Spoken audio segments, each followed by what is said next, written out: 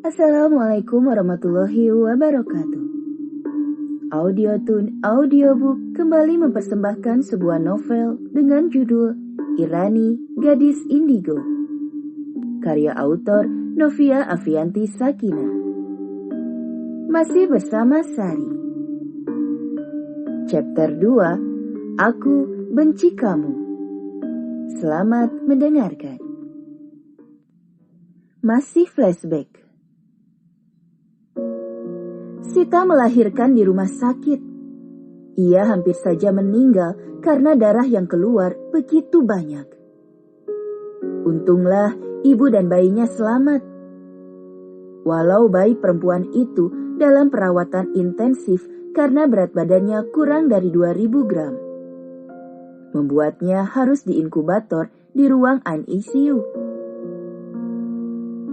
Samar-samar ia melihat sekelilingnya. Ia menyadari kalau perutnya sudah kempes. Ia tak mengharapkan bayi itu. Berharap bayi tak pernah ada di dunia ini. Dina mendapat telepon dari Adnan kalau putrinya berada di rumah sakit.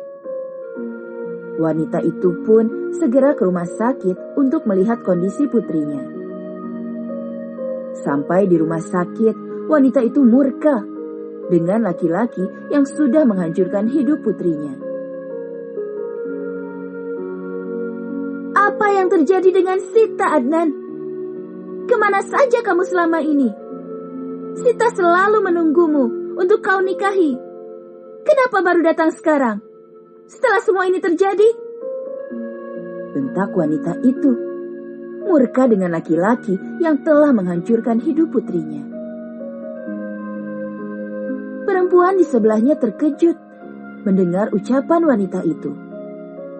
Ia baru mengetahui kalau wanita hamil itu selingkuhan suaminya. Ia begitu terluka dan sakit hati dengan pengkhianatan dari suaminya. Benarkah itu, Adnan? Wanita itu selingkuhan kamu? Tanyanya sambil menangis. Seperti disambar petir di siang bolong. Ia tak pernah menyangka suaminya tega berbuat seperti itu kepadanya. Adnan terdiam tak menjawab pertanyaan dari siapapun. Ia bingung harus menjawab apa.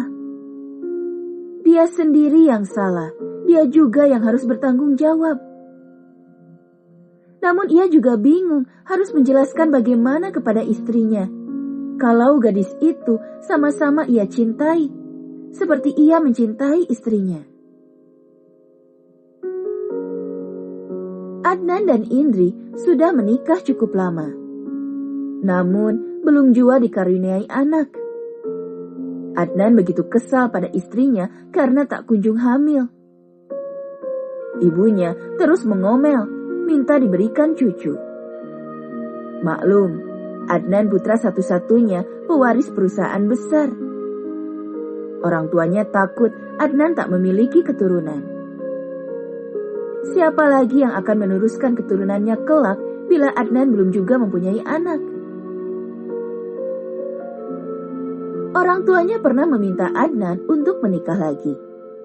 Namun laki-laki itu menolaknya karena ia sangat mencintai istrinya.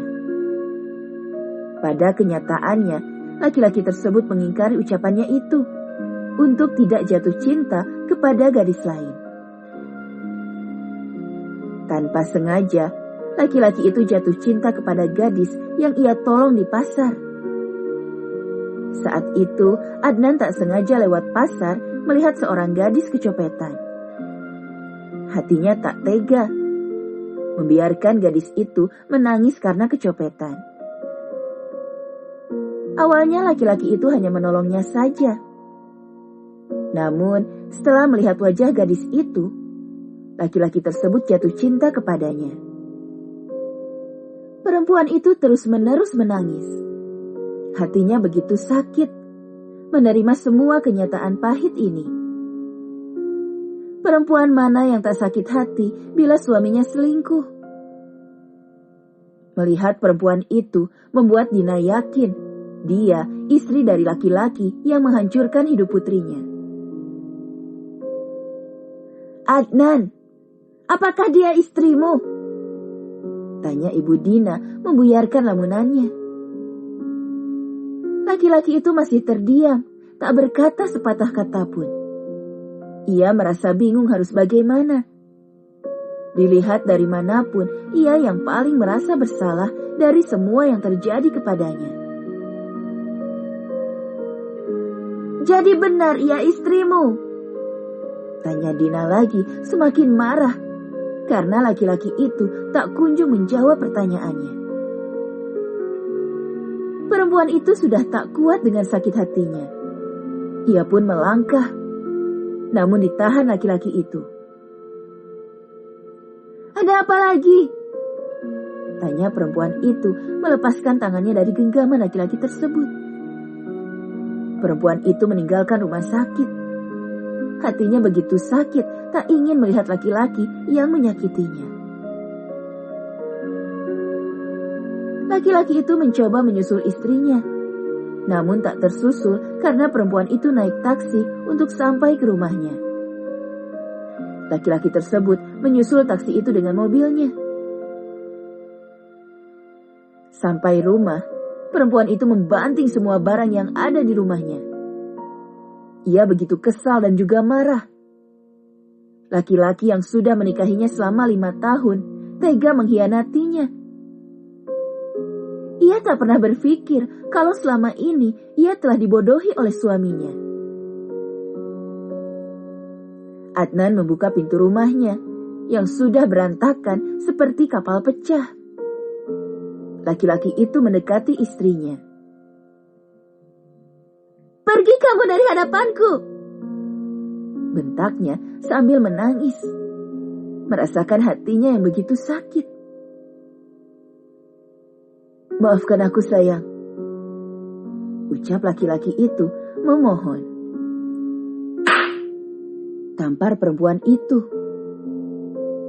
"Aku sangat membencimu," serunya sambil menangis sejadi-jadinya. Laki-laki tersebut menunduk. Wajahnya memerah karena tamparan keras dari istrinya yang marah. "Kamu tega berbuat seperti ini. Aku sudah memberimu 2 anak kembar, namun tetap saja kamu selingkuh. Salah aku di mana?" teriaknya lagi, masih menangis. Hatinya begitu sakit, teramat sakit. Semua rasa cintanya sirna sudah. Tak ada yang tersisa dalam hatinya. Pengkhianatan itu begitu membuat sesak. 2 bayi kembar itu menangis karena ibunya sakit hati. Mereka ikut merasakan rasa sakit yang diterima ibunya. Walaupun mereka tak menyusui ASI ibunya, namun kedekatan batin 2 anak kembar itu bersama ibunya begitu dekat. Mereka tak mau berhenti menangis. Sudah berbagai cara untuk menenangkan 2 bayi kembar itu, tetap saja mereka tak mau tenang. Sampai larut malam, mereka tak mau tenang. Hingga mereka lelah tertidur di pangkuan ibu dan ayahnya. Perempuan itu masih terdiam, tak mau berbicara lagi. Entah apa yang dipikirkannya saat ini. Yang jelas, ia sudah tak menangis lagi. Laki-laki itu masih memperhatikan istrinya. Ia tak berani untuk berkata-kata lagi. Semua salahnya. Ia tak berteriak-teriak lagi kepada laki-laki itu. Keadaannya sudah tenang. Walau masih meneteskan air matanya.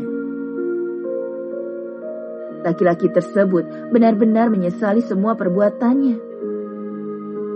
Adnan telah menyakiti 2 perempuan yang ia cintai. Ia tak bisa meninggalkan keluarganya. Yang paling tersakiti, Sita. Ia harus merawat bayi perempuan tanpa seorang suami. Adnan tak bisa menikahi Sita bila istrinya tak mengizinkannya untuk poligami. Laki-laki itu mulai memikirkan bayi yang dilahirkan Sita. Bagaimana nasibnya kelak? Semua salahnya karena jatuh cinta kepada Sita. Rasa cintanya kepada Sita melebihi rasa cintanya kepada istrinya. Laki-laki itu bingung harus bagaimana. Semua keputusan yang ia ambil tetap menyakiti keduanya. Laki-laki tersebut masih menggendong salah satu putri kembarnya. Hatinya begitu tenang melihat bayi tak berdosa ini. Rasa bersalahnya begitu kuat dalam hatinya. Adnan membayangkan kedua perempuan itu sakit hati karenanya. Ia benar-benar tak bisa memiliki di antara dua perempuan ini. Ia memang egois, menginginkan keduanya untuk dirinya sendiri. Apalagi kedua perempuan itu memberinya 3 putri yang cantik. Ia tak memilih satu dari 2 perempuan ini. Kepalanya sakit memikirkan semua ini. Namun, ia lebih khawatir dengan Sita. Tadi ia pendarahan begitu hebat sampai nyawanya hampir melayang untuk mempertahankan putrinya. Ia ingin berada di sampingnya, namun tak bisa. Ia tak bisa menyakiti istrinya lagi dengan pergi ke rumah sakit menemui Sita. Alhamdulillah, para pendengar semua, episode ini telah selesai. Jangan lupa like, comment, and follow. Sampai ketemu lagi di episode selanjutnya. Wassalamualaikum warahmatullahi wabarakatuh.